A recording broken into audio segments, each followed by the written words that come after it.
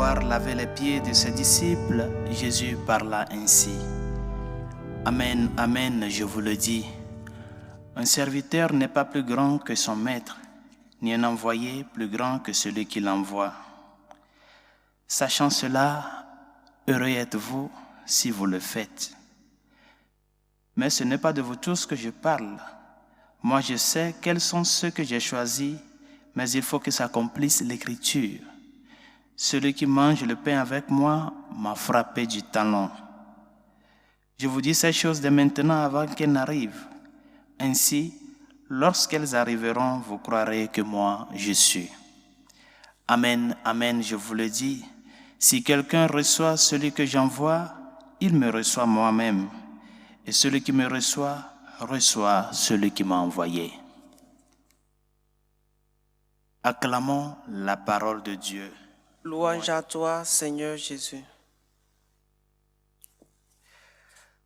Sachant cela, heureux êtes-vous si vous le faites, si vous le mettez en pratique.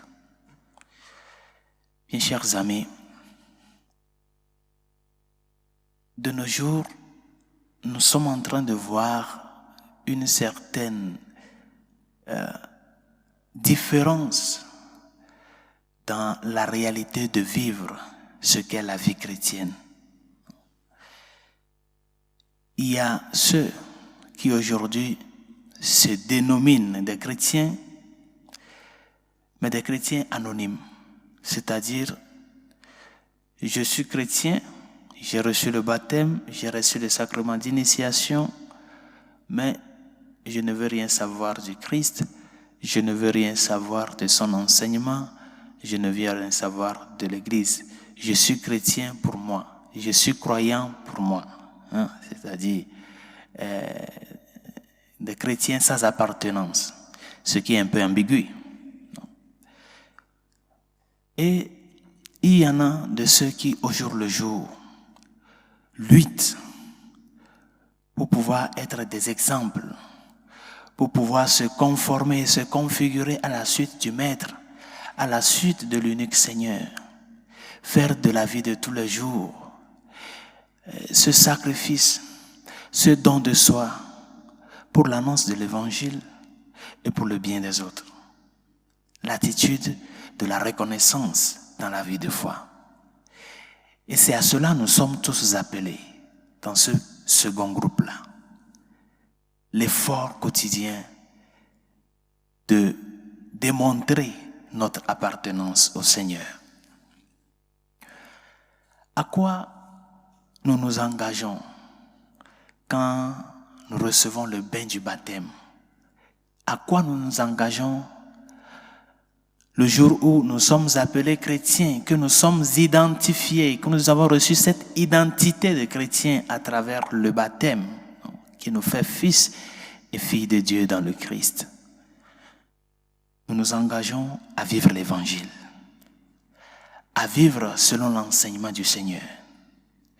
Nous nous engageons, comme le Seigneur nous-mêmes nous l'a demandé, à être lumière du monde et celle de la terre.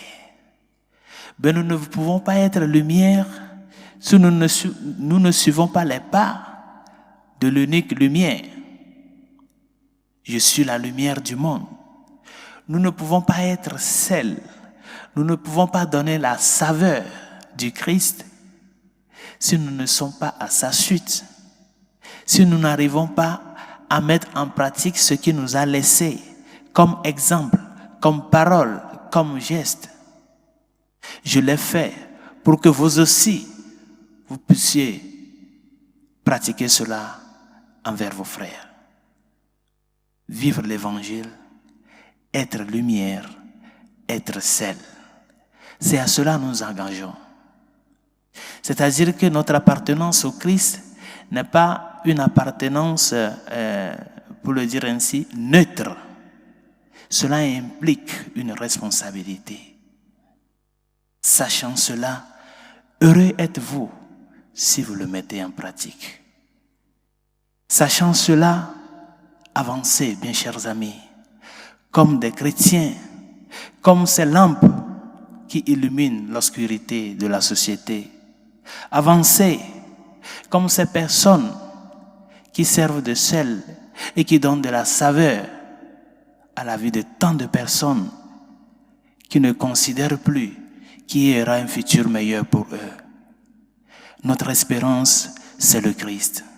Notre vie, c'est le Christ. Parce que dans sa mort, il a tué la mort.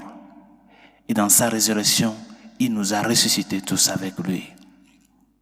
Demande-toi, comment est-ce que je vis dans cette humilité à la suite du Seigneur au milieu de la société, dans mon lieu de travail, dans ma famille?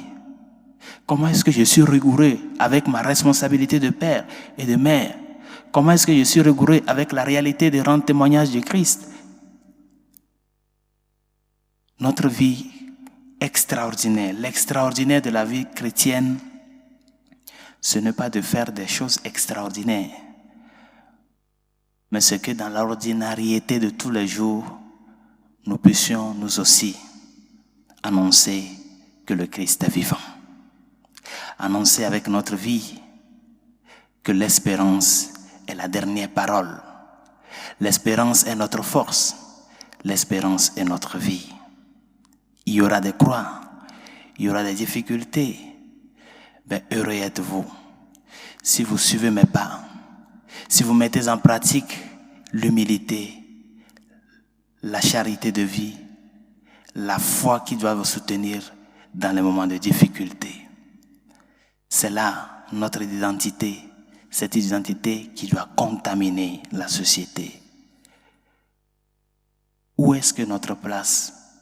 Où est notre place? Notre place dans la société, c'est au pied du Christ, avec les yeux levés sur celui qui est sur la croix. Comme Marie, au pied du Christ qui écoutait ses paroles, nous sommes aussi appelés à être à ses pieds, avec les yeux levés sur lui qui est sur la croix, et de là nous nous levons pour pouvoir avancer comme ces citoyens, comme ces chrétiens vaillants pour annoncer qu'il y a la vie après la mort, pour annoncer que c'est le Seigneur qui est la porte à travers laquelle nous tous, nous sommes appelés à entrer pour pouvoir nous faire parvenir à la dignité des fils de Dieu, tout en suivant son enseignement, tout en suivant ses paroles, tout en suivant ses exemples. Que sa grâce nous y aide.